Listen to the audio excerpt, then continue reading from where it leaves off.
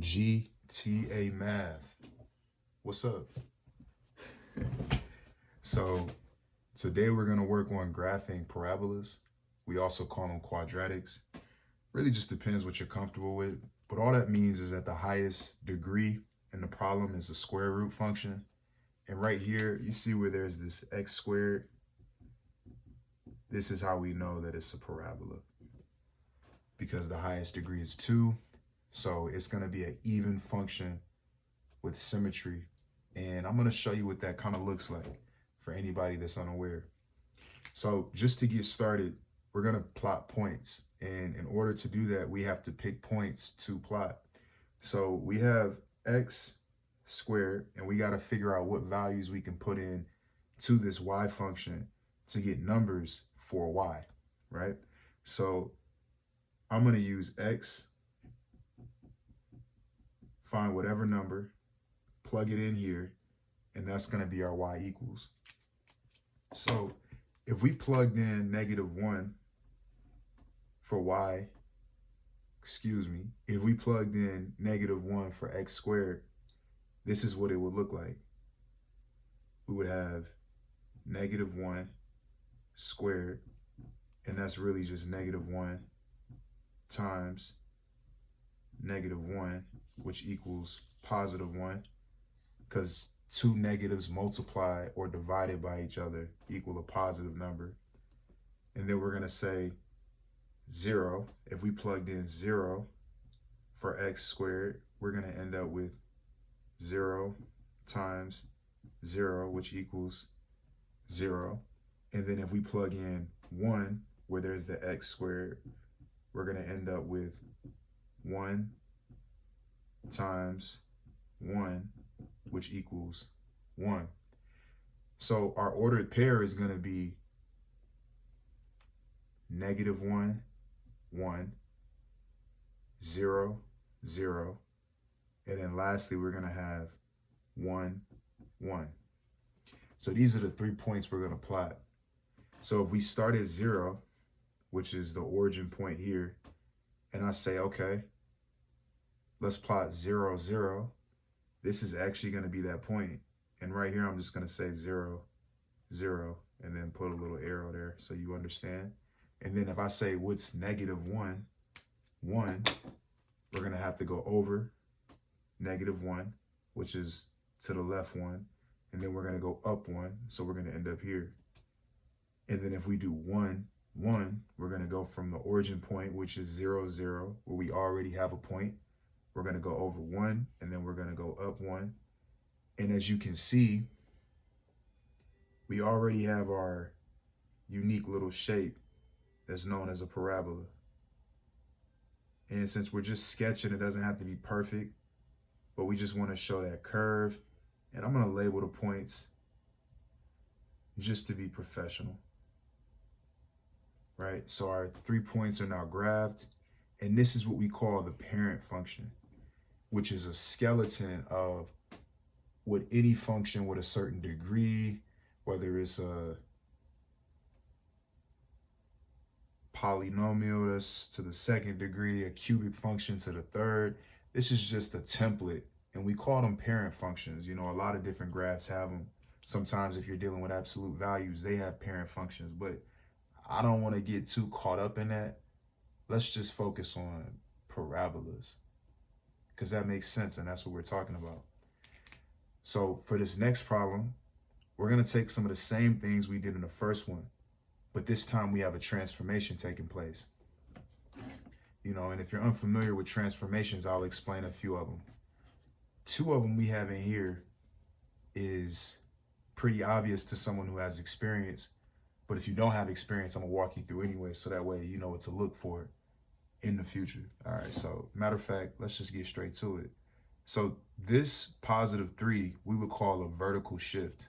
I'm going to put VS, and it really just means this is how we know whether or not the function is going to move up or down, because it's outside of the binomial that's being theoretically raised to the second power, even though it doesn't look like that.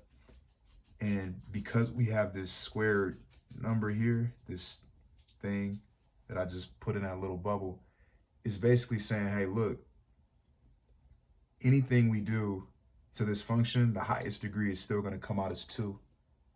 And that's all that means. So I'm going to make some little tick marks.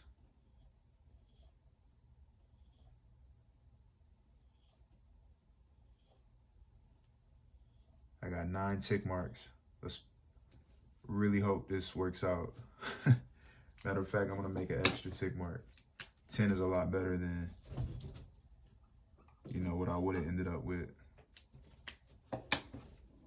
So right here we have 1, 2, 3, 4, 5, 6, 7, 8, 9. Wow, that's so unprofessional. Forgive me, GTA. Man. And then we're also going to make sure we put some points over here on the side. And how many tick marks you use when you're sketching a function is really up to you. As long as you understand what's going on, that's all that's important. You know, but pay attention to your instructor or your teacher. They definitely know what's best. And then, since I already described the vertical shift, now I want to mention the horizontal shift that's taking place. So everything inside of this function, which I'm actually going to highlight in a different color, everything in here is the horizontal shift. So we're still going to have a parabola, but it's going to shift over left to right, and then it's also going to go up or down. So it's a couple ways you can look at this, but if this doesn't make sense, I'm going to draw a graph and you're going to kind of have an idea of what to look for. So I'm going to sketch the parent function here and I'm going to dot it. So it'd be 0, and then we're going to take the points from the last graph and we're really just going to kind of amplify it, but we're going to make it smaller. So that way you can kind of see what's going on, right? So this is the skeleton function, this red graph that's right here. And we did this in the last problem. And this is what we call the parent function. So if you don't want to make a chart and graph everything out like we did before, you can use your understanding of a horizontal shift and a vertical shift, and you can actually apply that to this graph. So where there's this x minus 2, really what this graph is saying is, look, if we solved for x minus 2 and set it equal to 0, which theoretically is going to give us an intercept, and you'll see which one it is, we're going to end up with x equals 2, right? And this is our x-intercept. So we're going to go over 2 units because x equals 2, and that's 1, 2. And I'm going to just put a small open circle here. I'm going to just circle this point openly, right? And this is going to be x equals 2. And then we have our vertical shift. This is our horizontal shift. And now we have our vertical shift, which is plus 3. And really what that means is, since we have a y equals function here, and if we take away the vertical shift, all we're left with is y equals 3. And that's going to give us our y-intercept. But we can't apply it the same way we did with the other function. So what we're going to do instead is, since we shifted over 2 units, from here we're going to go up 3 units. So we're going to go up 1, 2, and then 3. And then I'm actually going to circle a point. And then from here, we actually have where our parabola begins. So this point is where the graph is going to start. And since we're doing a sketch, it doesn't really matter how pretty the graph looks. It's just as long as we show this parabola, we're good. Now, for someone who doesn't trust what I'm saying, we can do it the old-fashioned way. So what I'm going to do is pick 3 points again. We're going to use the same ones. We're going to use our x and y values, of course. But this time, I'm going to pick -1, 0, and 1. And since we have y equals x minus 2 squared plus 3, it's a little bit more math we're going to be doing. So when we plug in -1 for x, this is what we end up with. We're going to have -1 minus 2 squared plus 3. So -1 minus 2, that's going to be -3. -3 squared, that's a big number. -3 squared is going to be 9. 9 plus 3 is going to equal 12. So with this problem, I'm not going to do all the work. If you don't believe me, put it in your calculator and check it, because this video is already longer than I expected. But, you know, we're going to keep rocking anyway. And then the next problem, part of the problem, since we have a 0, and I'm actually going to do this in a different color because this is important to understand. I'm going to put in 0 minus 2 squared plus 3, and that's going to equal, that's going to be 4. 4 plus 3, so that's 7. And then the next point we're going to have, you might not understand this yet, but I'm going to just do it anyway. The answer is going to be 12, but I'll write everything out. Oh, actually, not 12. Because 1 minus 2 is -1. -1 squared is 2. 2 plus 3. Oh, man, I'm scaring myself. Yeah, so this is going to be -1. -1 squared. That's going to be 1. 1 plus 3 is 4. So since we had this number already, our actual graph is going to look a little weird because I think I might have messed up somewhere.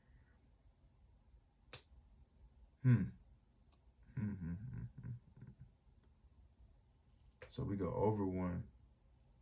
Oh, that's right. I'm going to leave this in the video because this is important. I want you to understand a mistake I made and also understand how this is what the shift looks like. So I could have took this time and said, oh, I messed up and made a new video. But I want to show you that not only do I make mistakes, this is something I forgot about that's very important to understand. So when I picked these points, -1, 0, and 1, it made sense because we started at the origin. Excuse me, that was my dog. I think he just made some weird noise to show that he wants attention. But anyway, since I picked these points, they're not necessarily going to look the same because we had a shift in our graph. So if I went over 1 unit, which means I started here at 0, 1, I'm not going to end up with the same symmetry that I would have had if I used the original parent function, because here we started at the origin. In this problem, we didn't start at the origin. We started at 2. Well, we started at x equals 2, and then our point 3. So this is where we started at this time. We pulled up to this point, 2, 3. And I'm going to just put origin with shifts. And that's important to understand because if we pick the same numbers, we're going to get different results based on the shift. The symmetry for the parabola will still be there, but the way the graph moves, it changed. So since we're here, I wanted to let you know I made a huge mistake. It wasn't supposed to be -1, 0, 1 because we moved our graph over. If I was going to pick a point, it should have been 1, of course, and then our other point should have been 3. That would have made more sense. That would have gave me more symmetry. And just in case you don't believe me, I'm going to do the graph right here. Wow, I learned something new today. X and then Y. And then I'm going to pick points 1 and 2 and then 3. Even though we know what 2 equals, which is 3, I'm going to do the answers for 1. We're going to end up with 4. And then if I plug 3 in, we're going to have 3 minus 2 squared plus 3. 3 minus 2 is 1. 1 squared is 1. 1 plus 3, that's going to equal 4. So if we plot this graph using these numbers and this in-between value I picked, 2, 3, which we already graph here is in place, this is what our graph looks like if we use the values. Wow, this is awesome. I'm happy I made that mistake. Because somebody years from now is going to see that and be like, wait, what? And they're going to understand that, like, you can graph these functions, and if you use the same techniques in your parent function with the shift and picking these like generic points based off memory, you're actually going to hurt yourself. So it's nice making that mistake. All right, so we have this point here, and then we're going to go over to 1. That's going to be here, and we're going to go up 4 points. So 1, 2, 3, 4. Oh, you're not even alive. That's crazy. We're going to go here. And then we're going to go over 3. So we got 1, 2, 3. And then we're going up 4. And ladies and gentlemen, we have our parabola. So this is what the graph looks like if we sketch it with our shift.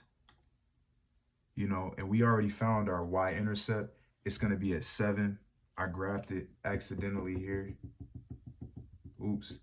So we're going to go 1, 2, 3, 4, 5, 6, 7.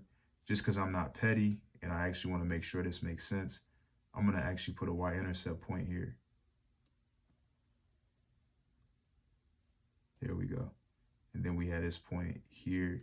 So our graph looks like this.